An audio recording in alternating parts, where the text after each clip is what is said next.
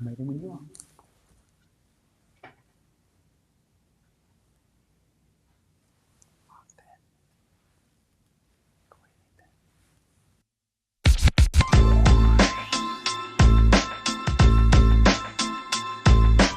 You are listening to Conscious Fever, hosted by Carl Price.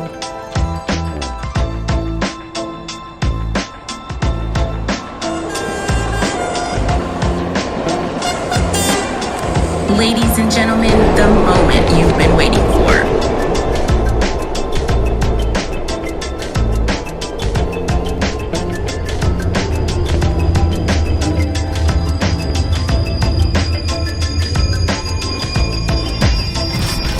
Louisville's own DJ Ice. DJ Ice.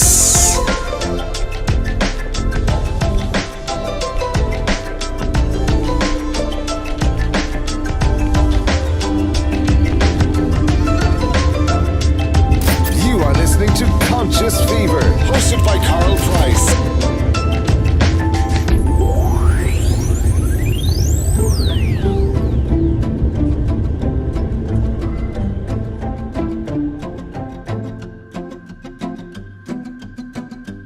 It's the one and only DJ Ice, Louisville's coldest DJ.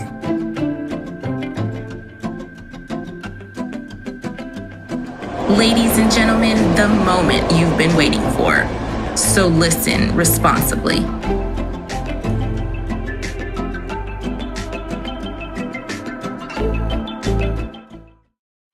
I ain't scared of you motherfuckers.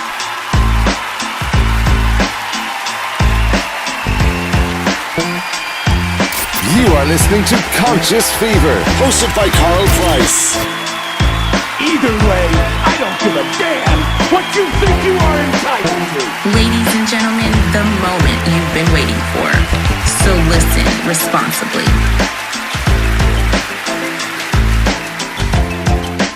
It's the best of the best. It's the one and only DJ Ice, Louisville's coldest DJ.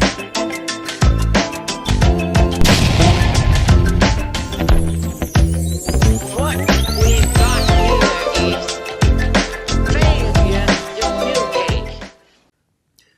We actually don't have a failure to communicate. Good evening and welcome to Conscious Fever here on Ice Entertainment Television and Conscious Fever Radio. I am Carl Price, your host. If you hear some echoing, just bear with us. We're going to fix that. Anyway, I'm joining you live from Louisville, Kentucky tonight. We've got an interesting guest, fraternity brother of mine, friend of mine. Don't do anything yet. And he's going to talk about, his name is Frank Clay. His name is Frank Clay, and you see below me, Frank Clay Jr., the author of Evidence No One Could Ever Imagine. He's going to talk to us about that. He's going to talk to us about fatherhood. And I hope you all are ready for the ride. We go to a commercial. We're going to try to fix this. Anyway, camera's kind of close on me, and that's okay. But this is the promo. We're going to show his promo here. Take a look at this. This is what we're doing tonight. That's not the promo that we wanted. But we're okay. We're okay with that. But this is going to be a live interview. He's joining us live from Kansas City, Missouri. So don't go anywhere. He's got a lot to talk about. Some very, very interesting stats. Frank Clay Jr. He's going to talk to us about his memoir tonight. Evidence no one could ever no one could ever imagine. And this is my take on his memoir. This is my take on his memoir. I'm gonna tell you all about that when we come back. We'll be right back. I'm Carl Price, host of Conscious Fever here on Ice Entertainment Television and Conscious Fever Radio. Be right back. Frank.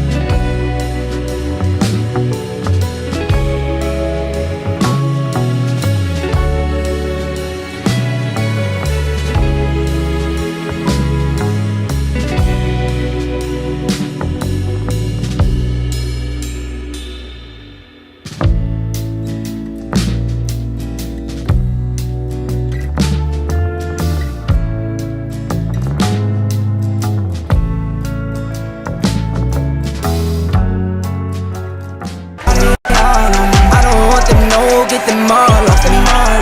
Say down for L, she'll cause a scene. 4 cars deep, we'll come through on a late night. Chicken spot, wings and fries, we call that a day night. Lights on, so out, I don't have no stage fright. Knew that I was built for this forever, ever, ever. You are listening to Conscious Fever, hosted by Carl Price.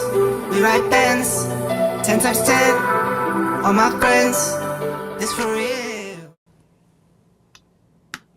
Put me in there. Just put me in there. That's what I was talking about. 4 link. Next one.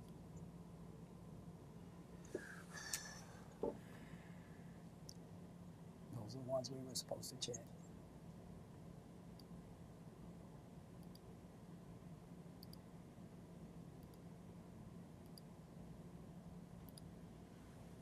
Hey, welcome back to Conscious Fever here on Ice Entertainment Television, Conscious Fever Radio. I am Carl Price, your host. Sorry for that brief delay. Anyway, my guest tonight is Frank Clay. He's an author. Evidence No One Could Ever Imagine. This is a very interesting publication. God, I hate this echo. But anyway, we're going to deal with it until we can't anymore. But anyway, I'm going to bring Frank in now. How you doing tonight, Frank? I'm doing pretty good. Glad to be here. Okay, we are happy and glad to have you. Hold on, I'm going to do something here real quick because I got to be honest with you, I cannot stand Take your testing. time. Okay. New technology can get in the way sometimes. I know, it's always a waste of time. Anyway, I'm going to deal with it. I just cannot turn this monitor down. There's a way to do it, but I just don't know how. But anyway, Frank, welcome to my podcast. We are going to, for everybody out there listening, we are going to look at evidence concerning Black fatherhood tonight. My special guest is Frank Clay Jr. He's the author of Evidence No One Could Ever Imagine, a memoir that provides insights into overcoming challenges and making the right decisions in life. Brother Clay is a father of 2 and a grandfather of 7 and has been a mentor to many young people in his community and our fraternity. Yeah, our fraternity, if I might add. Yes. Frank, thank you for being here.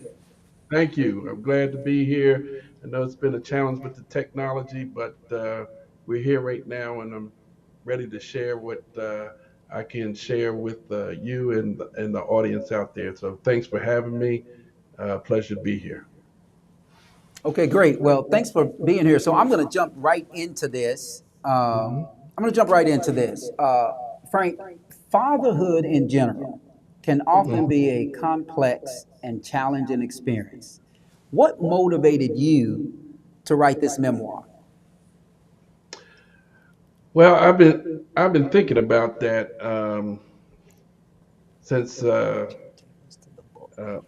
we finally figured out when I was going to finally be on your show. It goes back to 2017, 2018. At the end of 2017, I closed down my business that I had, and I was headed to the Olympics in South Korea. If you recall, North Korea was making all these threats, but I had always wanted to go to South Korea, going back to my military days.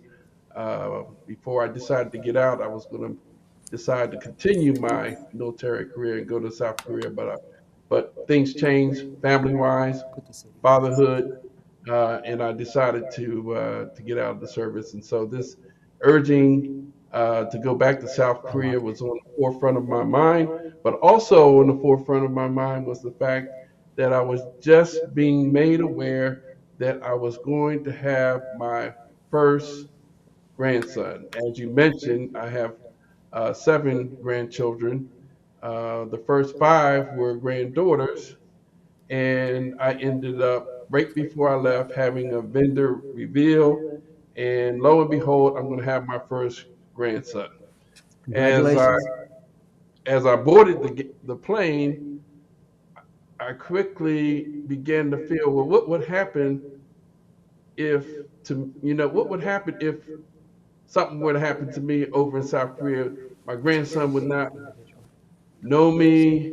He wouldn't know my story, and I wouldn't want anybody to tell him my story other than for me to tell him. So on that 13-hour flight, I sat down and wrote these 400 pages, my memoir, and I couldn't be more pleased.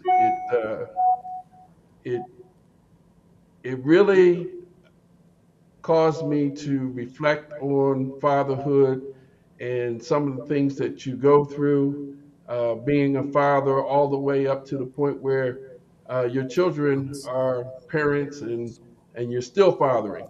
And so, as I reflect on finishing the book, I realized that it's a good thing to be able to pick up a memoir and see how a life can take you from the point of where you are first being the father all the way through raising your kids and doing all the different things you got to do for your career, keeping your marriage together, and then one day you turn around and they're your grandparent, and you wonder how did you get there.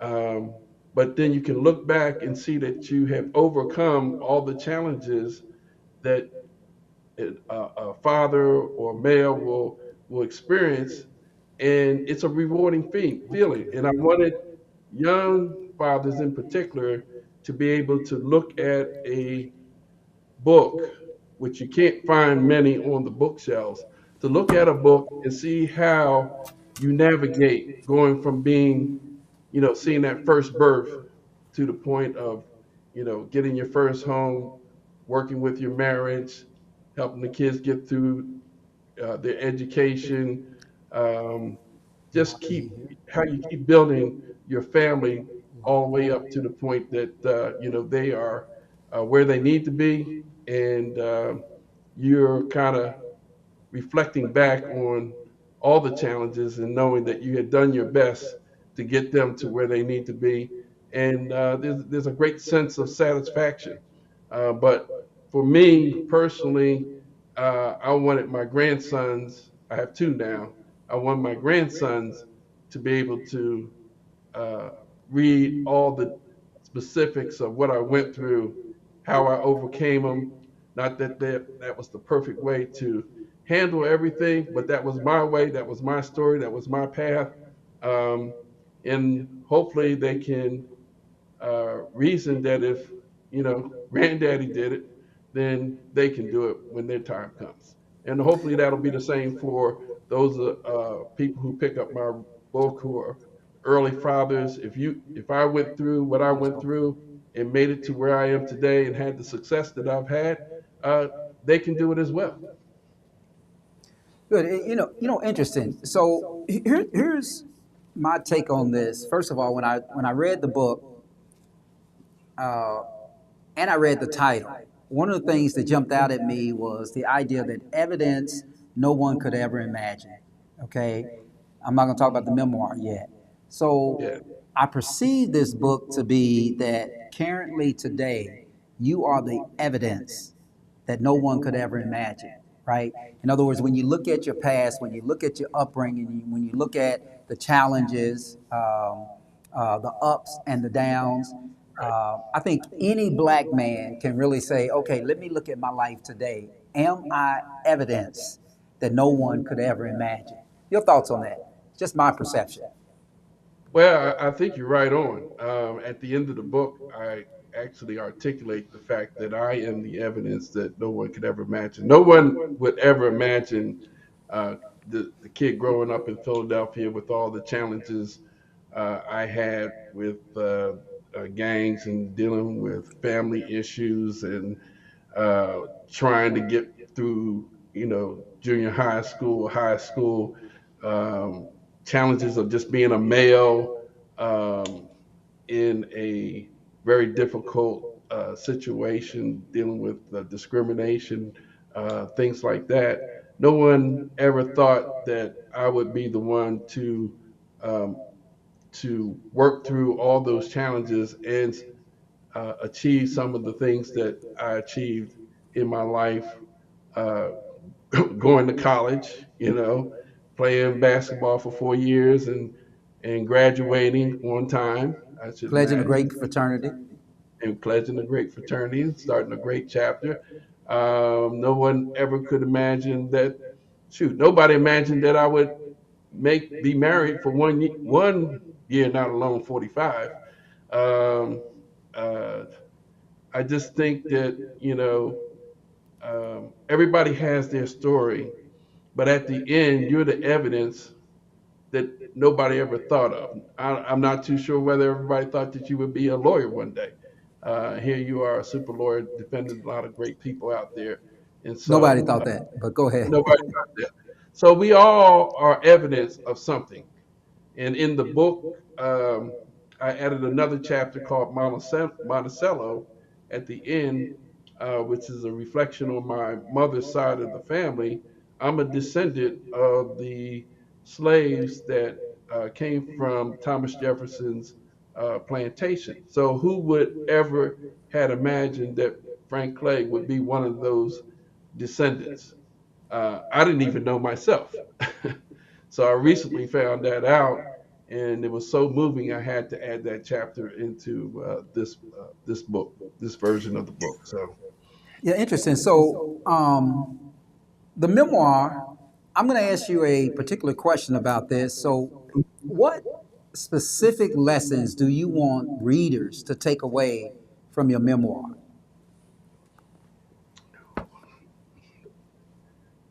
well, the general answer to that is that you should never give up.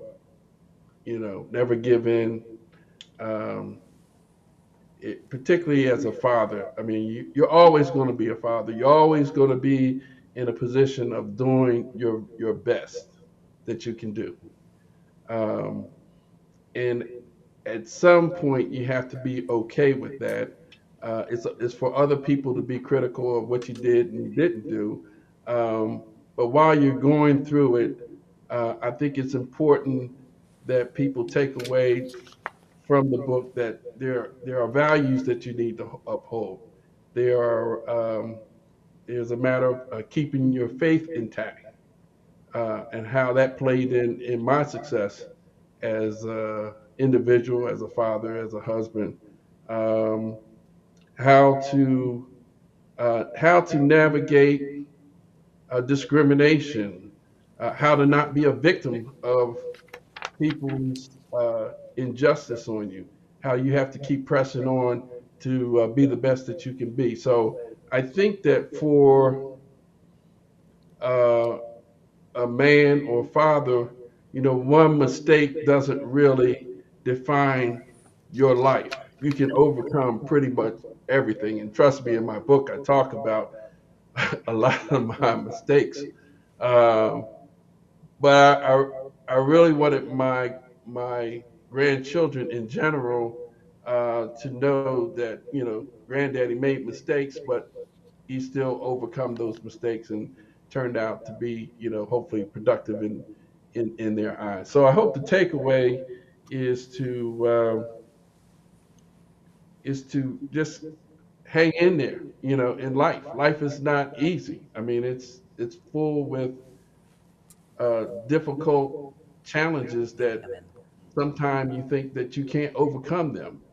But it's important to play that role or be that role of father when you have a child, when you have family, when you have grandchildren.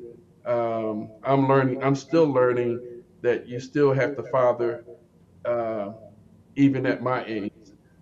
There's still a place for you to have input, be empathetic.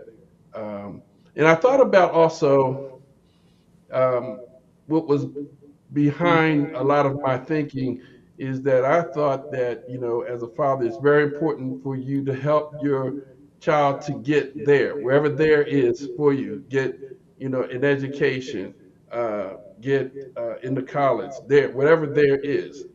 Okay. But as you get older, the father's role is to help your child get through life using your experiences. And I think my book is evidence that I was able to do that. When I asked the question, keep us there. Okay, so one of the interesting things is that I wanted to talk about. So you may have touched upon this, but talk to us about one of the main lessons that you hope male readers would take from this book. Well, I really, when I did the final editing, I actually had a young man um, edit from a male's point of view, and some of the terminology and the way I position things were done intentionally to make sure I'm connecting to younger African American males in particular about how to navigate life. So I think the takeaway is um, if you read my book, you may not be surprised about certain things that are going to happen to you in life. You're not going to be surprised about being stopped by the police for no reason and being frustrated. But you should also take away from that you calm yourself down, you keep going, and you don't let that hold you down. You shouldn't be surprised that you might have to apply 3 or 4 times to get to the goal or the job or the career that you're looking for. Persistence has its value. Um, you you shouldn't be surprised that if you keep drinking, you eventually going to have a problems somewhere down the road. Um, but if having fun, sometimes things happen. One mistake doesn't define who you are. You shouldn't be surprised that you're going to have uh, problems as a father the first time because you don't know everything that's going on. It's a real juggling act to figure out who's right and who's wrong in a marriage or in a situation where you're working with the mother of the child. It's a commitment that has to be made to make sure this child gets to the next level. But it's not easy. You won't be surprised um, the financial challenges that you're going to run into. Um, and you finally learn the importance of saving money and doing some things to help move the family together. For example, when I knew I had my first child and I looked at the money I was bringing in, it wasn't going to be enough for me to provide the kind of uh, things that I wanted to provide for my child. So I decided to, become an officer, you know, and um, go through all that kind of training to get to the next level to increase my pay. Take a second job. Those things are in the book, and those things help me to, meet my obligations of being a provider as a father. So I'm hoping that by someone who is new to being a father, new to um, having a career, new to being married, I hope they will read my book and they can see that all these things might happen to them. Uh, but at the end of it all, you can work through it and be successful. So a lot of men don't read and they really freak out on situations that are pretty much going to happen to everybody, particularly as a father. Um, it's not the end of the world, okay? You just got to learn how to adjust, learn how to set priorities. For example, as I uh, went further into fatherhood, I realized the Friday, back in the day when we used to have happy hour, I was spending a lot of money on Fridays party, which was okay. I could afford it and everything. But at the end of the, when you start looking at saving and preparing for the future, wanting to buy a house and do all those types of things, something has to give. And so, in the book, I talk about how I stopped the Fridays and had to back off of hanging with my boys and things of that nature, and really dedicating myself to building a better foundation for building my family. So, from a male standpoint, all those situations are in the book, and they are there for discussion. They are there for providing evidence that you can get from where you are to where you want to go. But you're going to have to go through some things, and it's okay. That's life. You have to deal with it. So, Frank, when I was looking at the book, one of the things that jumped out at me was that your memoir is not just a story of overcoming challenges. You also provide guidance on how to make good life decisions and manage the well being of your children. How did you balance these different topics while in corporate America, the military, and running a multi-million-dollar business? Um, that's a good observation there. Um, I can't say I went into everything by design. I think it was. I'm a person that reads a lot. I read a lot of autobiographies, and I'm a person who was lucky to have individuals around me who were strong family uh, men, fathers, strong fathers. And so I knew what I had experienced and I knew what I wanted to do, but not all the times I had it all together.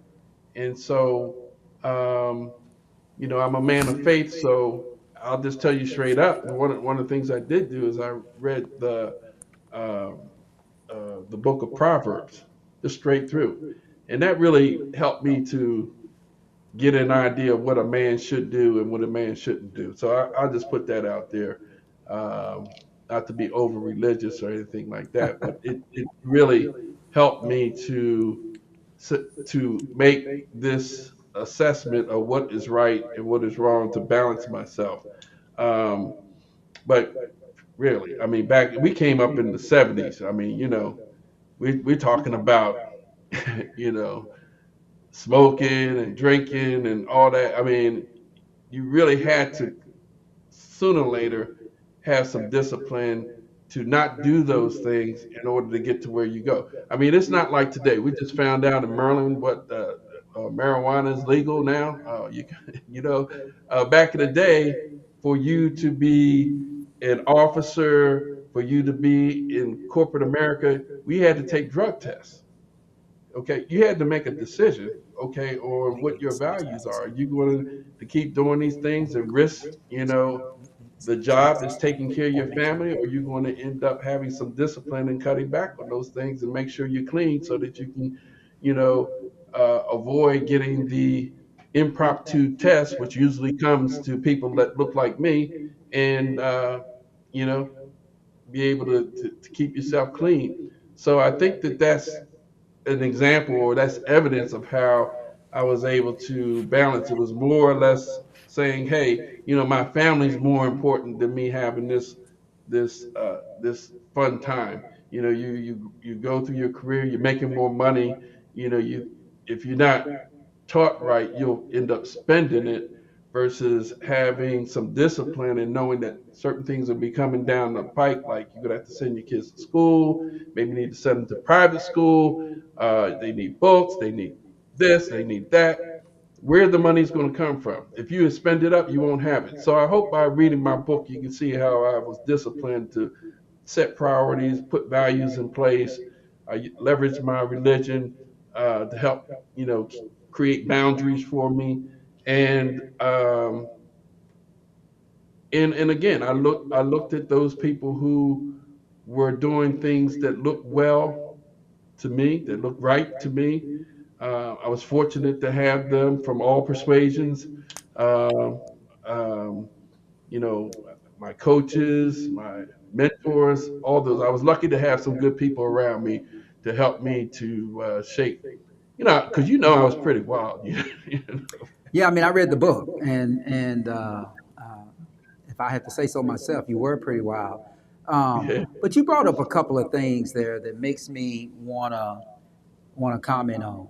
One thing is the '70s. The '70s, boy, how we wish we can relive the '70s, even with Yeah. all of the discrimination, restrictions, et cetera, et cetera. Um, but in any case, but the other thing was you touched upon something that made me think about the most recent Supreme Court affirmative action decision, and I'll Oh, ask you about that also. But my next question for you is, what is the biggest piece of advice you would give to Black fathers who may be struggling to balance their parental responsibilities with other obligations? well, I would say that you should read or you should have a mentor. I like reading autobiographies. So one of the reasons why I wrote Evidence No One Could Ever Imagine, which is available on um, um, it's available at Barnes and Noble and on what's it, Amazon. You can get it there, or you can go to my website www.frankclayjr.com. But one of the reasons why I wanted to make sure my type of memoir was on the shelf was because you don't you can't find a memoir that talks about fatherhood, family, and just basic things that happen to average African Americans. You'll hear about the celebrities. You'll hear about the uh, the great figures like President Obama. But I'm happy to say my book sits on the shelves with those guys, and the average person can read that book and find out what you need to do or what you're going to go through in order to uh, develop your well-being as a man, as a father, as a husband, or what have you. Not to say that I'm all that. I'm just one person who has had a path that has brought me to what I think is some semblance of success.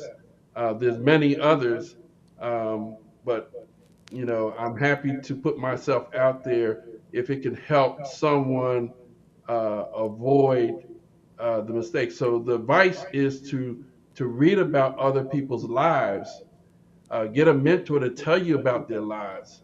Um, from a faith standpoint, read the Proverbs, and you will get the kind of guidance that's necessary that will help you to put yourself in check, so that you know that some of the things that you are doing are not helpful, profitable, or even beneficial to you and your family as a father, as the father figure that you might find yourself in. Interesting, because, of course, because we don't have the oh, that's fine. Because we don't have the best amount of time, I want to talk about something that I think is a little interesting here. Because you provided me some of this information, and these are Black demographics. Yep. Um, so,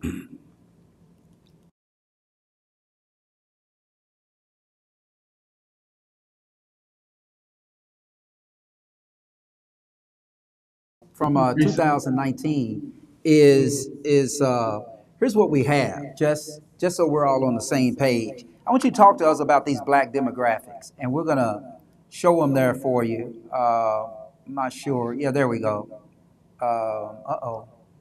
Yeah, we're gonna show them there for you. Well, But you talk to us can. about this. So we're looking at You Black children, Black demographics, family arrangements, Black children 40% versus other 70% in two-parent households. What's your comment on that? well, if I study statistics, and one of the things that I did to help myself become a father is to read about what's happening with African American men, and in the fact that I raised my two girls, I can speak from experience. I have the evidence that if two people are in the home, which is the way it used to be when I grew up, the children will turn out better. They'll be better served. Um, Not to say that there won't be issues with the parents and the children or what have you, but I think that the way we're going right now with these statistics, it has really made fatherhood something different because now we have to look at it uh, two ways. Are you a father that's in the home? And if you're a father that's in the home, you have different things that you have to deal with. You have to deal with your partner, which is your wife, and so to speak. But if you're a father in the home, that whole scenario has to be navigated differently from a father that is outside the home. In other words, the statistics that you're looking at shows that um, 21% um, of the mothers, I think that says black children 46. I think there's something missing with that statistic, but the statistics basically says that most of the mothers are single parent, particularly in the African American community, and that's a problem because looking at what my wife had to go through, I think it's a greater burden for a woman to raise kids by themselves. Here you go. Okay. Um, so, these are monumental statistics to me. And I look at other races, other communities, and I think that they're producing better support when the father and mother are in the same household. And so, as we look to, you were mentioning, I think you were talking about affirmative action. With these statistics, and there's no affirmative action, we I can see a crisis coming because now, this is just one more thing that a single parent has to navigate and help their child with to get into college or to, we're going to have to increase our standards in order to get our child into some of the preferred uh, places of education. It's just a greater burden for the African American community right now with these statistics. I'm hoping that my book is my little thing that I can do to avoid this scenario. Is to show that there is evidence of one male staying with his wife for 45 years, going on 45 years, and having a relatively successful life uh, with all the mistakes, problems, uh, infidelity, whatever you want to call it. You overcome all those situations. Uh, Maybe some, parental issues, you still can overcome those situations for the better good of the family as a whole. And so the father, fathers being in the home, um, can have an impact on these numbers, and it's up to us as we engage in our mating activities to decide if we're going to think about just our individual pleasures versus um, thinking about the consequences that if a child is comes out of our individual pleasures, are we going to be responsible? Now, when we speak of the father outside the home, um, that's a whole new dynamic where it's important to for the father to respect the the mother or the partner at that point to do their best to create an environment of fatherhood so that your child can have as much support as necessary. But I don't believe it's the same. It's going to be the same as having a father in the home. I think that's the best scenario. And I say that because that's the one that I've lived. And so everybody can say, well, it doesn't matter. And the statistics bear that out because I think I looked at the Pew report and it was talking about that only uh, less than 50% of people really are promoting marriages, father and mother in the same home. So, where are we going with that?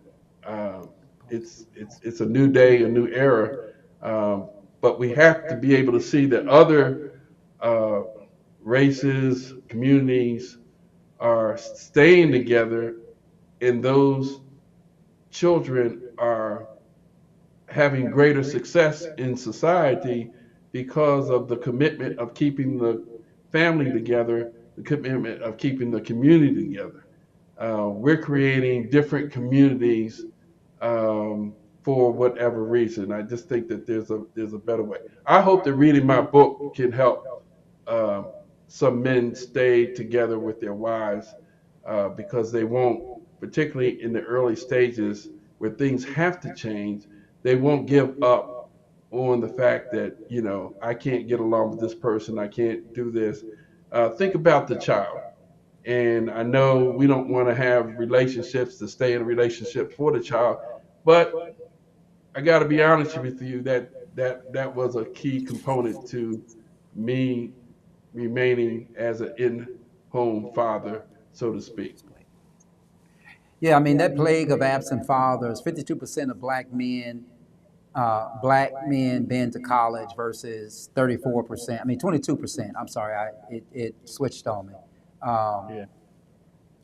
but the plague of the absent black father is very interesting, and that's why we're showing these statistics. 35% of black men did not go to college versus other races, other groups, 28%. Well, on Um, that point, Carl, okay, you know, it kind of gets me. It kind of gets to me that the media is promoting that we shouldn't go to college, that you shouldn't, and I am not 100% for. I think education is so key to maximizing your ability to be your best. Um, it may not be a priority, but it does have its place, particularly if you are a first generation, second generation individual trying to accomplish everything. You should not discount what you can learn in college because you're learning from other people's successes, their mistakes. Why have a life of having increasing your risk of failure when you can go to college and actually uh, formulate who you want to be um, based upon the courses and the course selection and the curriculum that you choose for yourself. So I'm always going to be a proponent of getting an education, particularly at high school and in college. You don't have to be a PhD. You don't have to have a master's. Um, I'm also a proponent of going into the service. If you don't have the kind of support that's necessary for you to be successful, coming out of high school or college, okay, because it's all education in my mind.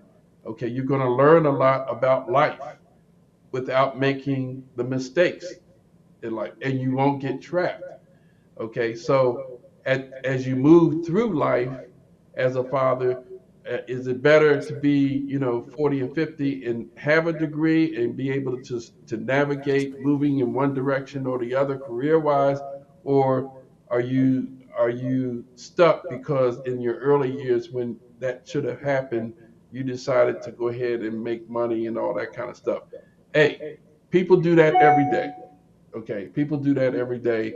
Um, but for the majority of people in this society, education is critical for you to really advance and be the best that you can be. So if I was just going to go out and work after high school, um, I would definitely still have some motivation to take, a junior college course and develop myself in areas that can make me the best that I can be. And I think fathers can, if they're honest, they can talk to their sons and say, where they probably done well or made a mistake, and point them in the right direction where they can get some help to be stronger with their skill sets and in their thinking. So that's just my thought on that. Okay, so I'm going to peg you for the recent Supreme Court decision. When we look at these statistics, uh, they're not the best in the world for black men.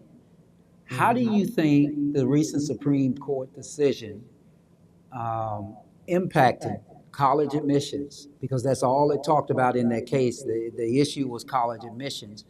But we know that all of these decisions that come from the United States Supreme Court tend to have a domino effect. How do you think that would impact these stats as we see them today? Well, I'm glad you brought that up because I did put a post out there on Facebook. I felt like it's important for us to voice our opinion. Those of us who are at my age, I'm 68. This fight is not necessarily my fight. This fight is the fight for my kids and for their children. Um, this is time for that generation to stand up, and it's very hard for them to stand up as a community because we're not together as family and we're not together as much as we should be. But for being as it may or as it is, it's very important for us to, people like myself, to expect the institutions that we built, that we have served, the corporations that I've served, the educational institutions that I've attended. I'm going to, and have already started, demand that they make a statement of fairness so that it overrides this decision. Okay, these institutions need to say that they are going to be fair in their selection process, and we have to ask that that be happen or demand that that be happen. Uh, that and I'm looking at that from a corporation standpoint. If I'm going to be buying something from a company, I hope that they will be fair and just in hiring people of color, uh, regardless of affirmative action, uh, the affirmative action decision. We know that there are people who would who make decisions based on their personal preference. And I had to be honest with myself, and with all my achievements, I'd be ignorant to say that affirmative action did not impact my career when I had all the challenges in the world to get to where I was. Because I'm the generation where I was the first to, be one of the highly successful sales manager with a major corporation. I'm the first to be a commander in one of the most challenging units in the United States Army. So when you're there and you get to that level and you're in those circles where people are doing succession planning and making decisions on who is in and who is out, you know that there are people who would prefer to have someone that looks like them, regardless of their qualifications, versus a qualified person that looks like me. And so, um, knowing that that's a reality, um, I call it self-preservation. I think that I'm not mad at somebody who wants to, you know, make a decision for themselves. I just think that we need to speak up now and have a preference of supporting those institutions that are going to support, hiring my grandson when that opportunity comes up. And and I think that that day has come for us to really speak up. Now, if my daughter daughters or son-in-laws don't speak up, I think that they're missing the opportunity. If they don't get together and get their thoughts and heads together on how to create a level playing field for their children as they go into college and have to go through the selection process, I think they need to be vigilant. It's This is where we are. Okay, um, we may not need affirmative action if people can can get to the point that you say, "Hey, I'm only going to go where I'm welcome or where I'm going to be treated fairly." Um, that might be where we are. I'm not sure, but I do think it's our young people's fight. Young people that are out there listening, it is your fight. We've already voted for affirmative action in our day. We did the protesting, we did the marching, but I'm really so I don't even have a word for it to see how quiet these institutions that have supported equal opportunity and affirmative action, there is really no agenda uh, out there to replace that. My agenda would be that I would require any institution that I have helped to build, any corporation I've helped to have profits, any educational institution that I have paid my money, I would tell that leadership of those organizations that it is my expectation that without affirmative action in place, that you give assurance that you will allow, not allow, that's not the word, but you will treat applicants fairly and justly. And I think if those institutions that make that statement, they will get the quality individuals like myself to come be a part of their organization and continue the success of those organizations, continue the input that if it's an educational, you'll have a good student body. I made a great contribution to my college, either by playing sports or some of the activities I participated in. You'll have more people like that who are going to come in if they feel like they're going to be accepted on their merits and treated justly. But the institution must speak out and make their mission statement clear so we know where to go. Um, and those institutions who are going to uh, only prefer their own and not hire or select individuals that look like me, I think we need to know who they are. I guess there's no personal feelings in it, but we just need to know who they are so we don't waste our time trying to go somewhere where we're not wanted.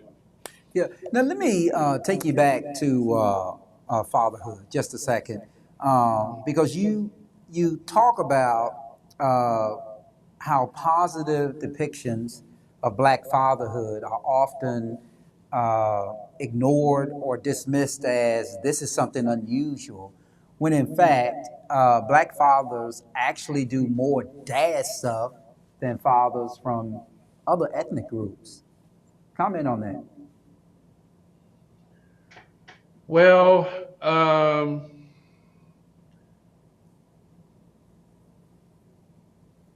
you got to look at it's not a matter of doing, it's a matter of does the child feel like they have what they need to be all. It's not a thing in my mind about me being the super father and doing all these different things. I mean, to me, it's about, like I said before, I had a vision for the level of achievements for my kids. And so they really didn't have much choice about studying, getting good grades, and going through high school and and doing their best.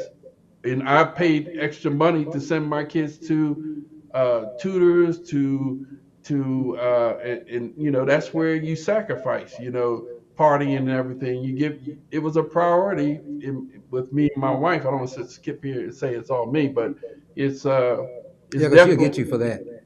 Huh? I What's said she'll that? get you for that. So yeah, you got to watch Yeah, out. I gotta say that my wife's probably listening, so I can't be sitting here saying it's all me.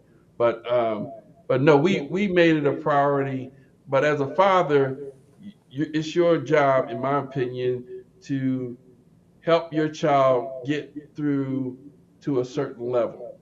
And that might be high school, that might be college, that might be getting a job, you know, showing them responsibilities, you know, how to fix a tire, all that kind of stuff. Okay, but then as they get older, you have to sit back and say it's your job to help them through, and things change. You have to be honest with them, you know, about how difficult it is. Um, Why is it, Frank? Frank, let me ask you this: why is it in our society that that wow, I just lost my train of thought. Every time I look at something different in here, I think of something different.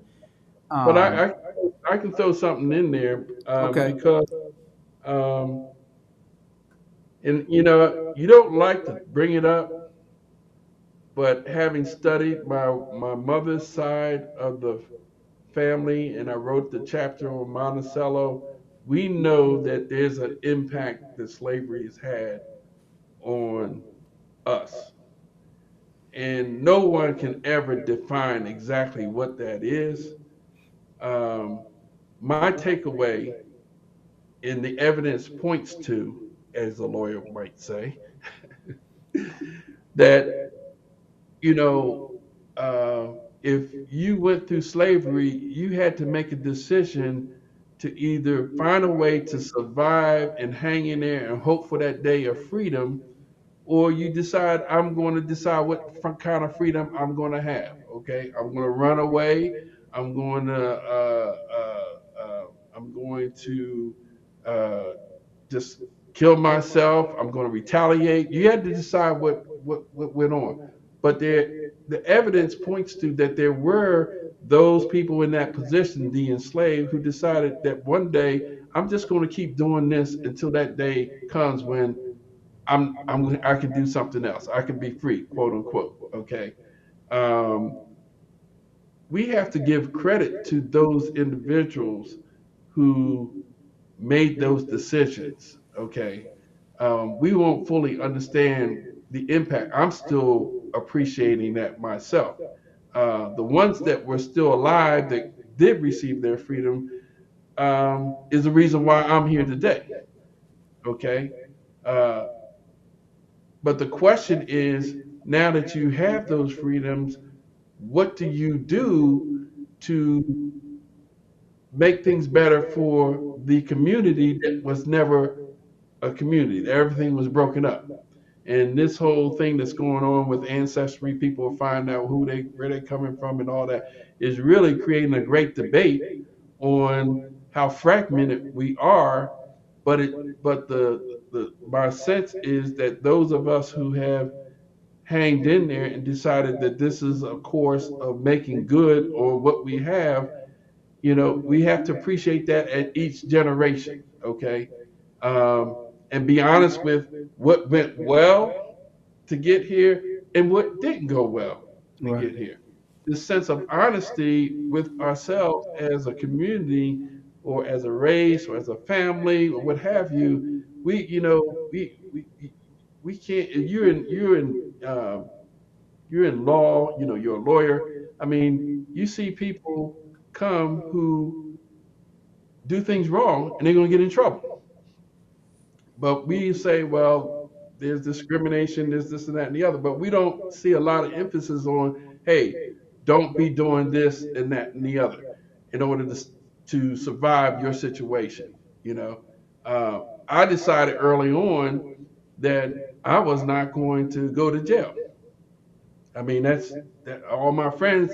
It literally was a situation where my friends were looking forward to going to jail. And in my book, I talk about my mother put me in jail on purpose so I could see what it was like, and I ain't had nothing to do with it. Once that door closed and shut, I don't want to be in there.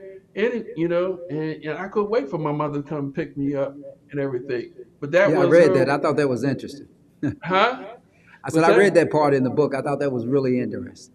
Yeah, I needed a lawyer back then. I was around in spirit. But so, but you sit back and you got to balance all that, and take responsibility for moving forward. And I think that fathers have a responsibility of helping their children to have boundaries, to look at your child knowing how they are, and that can be tough. If your child's a certain way, they're gonna get in trouble. You have to do whatever you got to do to get them to a certain point. But once you get them to that point, you got to help them through life the way they see it. Like I said before, I'm still learning. I mean, my daughters are excellent mothers and everything, um, but I learn every day how to be a the best father at this level of the game of life. You know what I'm saying? Yeah, And, I got and you. it's a rewarding thing to know that your children still respect what you have to say, and that you did your best to live a life that they can, um, say that their father was everything that they needed. So Well, the emphasis is clearly that fathers are important, and yes, particularly, for the black community, black fathers are important. So, Frank, we are running low on time. Listen, man, a couple of things here before I let you go. First of all, I want to say thank you so much for joining us tonight. But I also want to say that hopefully I'll see you in Atlanta. you will be there. I'm here already. And I hopefully I'll see you in September in Boston. Yeah, I think there's a little anniversary coming up. Yes, yeah, yeah. There is an anniversary. So anyway, Yeah. Mr. Clay, your memoir and insights have been truly inspiring. I want to thank you for that, and for everybody who's listening. The book is actually right here, right there, Yeah. right beside me. It is No One Could Ever Imagine. Evidence No One Could Ever Imagine is Frank Clay Jr.'s memoir. Very, very good piece of work. Please read it. I was joking with someone. Oh, what's really interesting, more than interesting, I enjoyed looking at the pictures. I Oh, enjoy. I don't know. I've got this thing about old black and white pictures. I look at them, I stare at them, and when I stare at them for so long, they tell me a which story. So which one which one did you like the most? I mean, which one the stuck out? one that I like the most, believe it or not, was on page 385. I wish we had this up, but it was the one. It looks like there is a military style funeral. And he says. You explained that you're at the rear of your veteran grandfather's casket doing his funeral services at Arlington National Cemetery. So I just read. I mean, when I looked at that picture and I read that footnote under it, a whole story just began to role Well, play in my mind. it's in the book. About 2 or 3 weeks ago, I just had my daughter, and I just became, an officer. And my grandfather's a lieutenant colonel, chaplain in the chaplain of four chaplains. I forget what the official name is, but he was lieutenant colonel and he was a chaplain in the United States Army. And I wanted very much for him to see me in my dress blues and to see my first granddaughter. So I made the trip all the way up to see him, and I remember him touching my dress blues and looking at me. Uh, with he had his eyes were kind of blurry, but he just spent time looking at me, and I was feeling that I had fulfilled, the tradition of being an officer since my grandfather was a officer, my uncle was an officer, so I'm like the next generation of being officers, and I knew what he had gone through. I knew what I had went through. I knew what he must have gone through, and so I went back home, and like 2 or 3 weeks later, he passed away. And so I put my uniform back on as in honor of him, as my grandfather, and in honor of him as being, Lieutenant Colonel. So as I approached the casket with the family, the honor guard came over to me and says, "Sir," with his white gloves, says, "It'd be our honor if you walk behind your grandfather's casket." And so that was one of my proud moments of being able to walk behind, his casket. I knew about the cadence and all that, and plus I had already did military funerals as a headquarters battery commander. But that was an amazing time to be on par with my grandfather, to honor him that way. Yeah, So I'm and glad you picked up on that. yeah, and that's about as interesting as the story that I got from it. But anyway, Frank, listen, I want you to, before we let you go, tell everybody where they can get this book from. You can get the book on Amazon. They'll be happy to ship it to you. You can get it at Barnes and Noble. It's at most uh, um bookstores on the shelf. It's not there. You can make a request and they can bring it in. Or you can go to www.frankclayjr.com and request the book there, and I'd be happy to send you a copy and sign it. So while you have given me this opportunity, Carl, you're a super guy. I like what you're doing. Hopefully, our discussion is at the level of all the hot topics that I get on Thursday nights, and it just keeps me in the groove. And I must say that your intro with the subway reminds me of being in Philadelphia as a little boy. I used to ride the subways in Philadelphia. So we kind of have that in common. I do look forward to seeing you in Atlanta. You're one of our Grand Polarises. All due respect, Former, former Grand Polaris. Yeah, I should say that. right? I don't But want you it did a great again, not job, yet. and you did a great job, and we highly regard you as one of our great leaders in the fraternity. Well, I greatly appreciate that, and yes, come back and see us one day, Frank. But again, this is Frank Clay Jr., No Evidence No One Could Ever Imagine. Pick up the book. It is 300, almost 400 pages, but the Supreme Court opinion from affirmative action was 257. So if you can read that, you definitely can read this book if you have a problem with too many pages. I don't.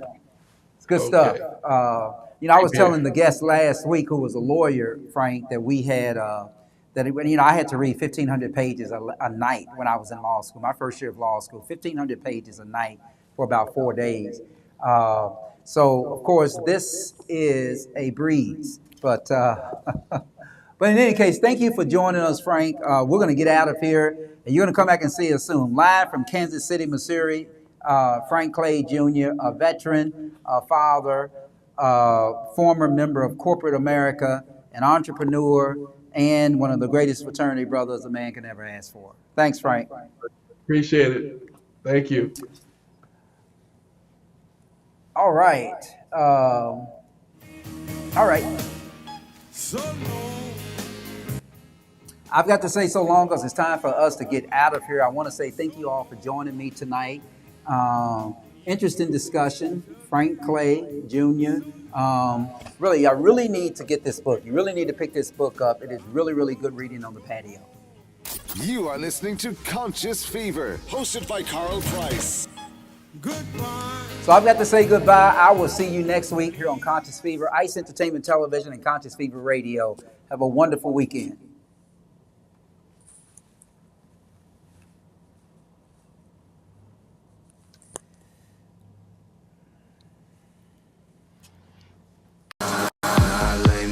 to sleep, I pray the Lord that I wake again. I wake again, I pray the Lord that I now I lay me down to sleep, I pray the Lord that I wake again. I wake again, I pray the Lord that I wake again.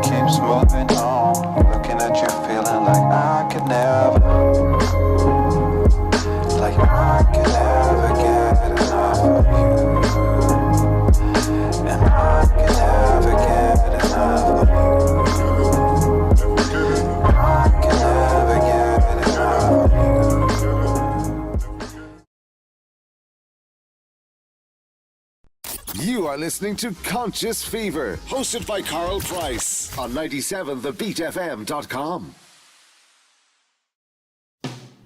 I was born by the river in a little tent.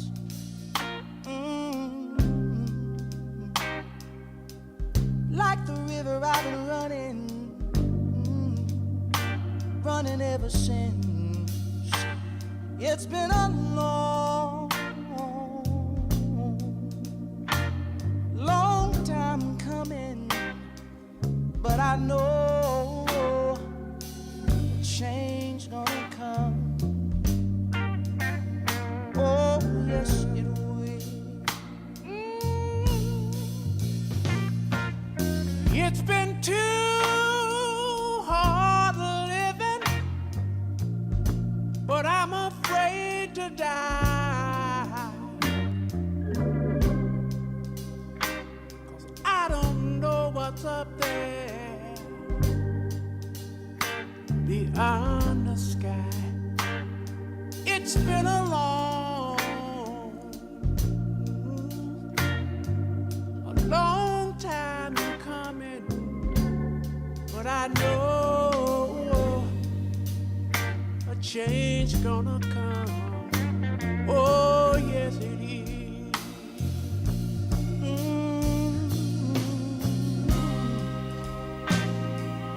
Then I go to my brother.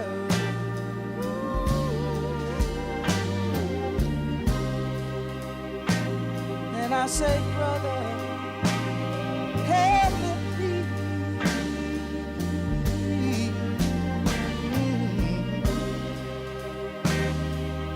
But he wind up knocking me back down on the knees. Oh, there've been times that I thought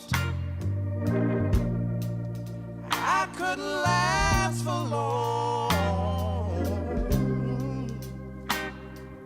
but now I think I'm able, Father, to carry on. And it's been a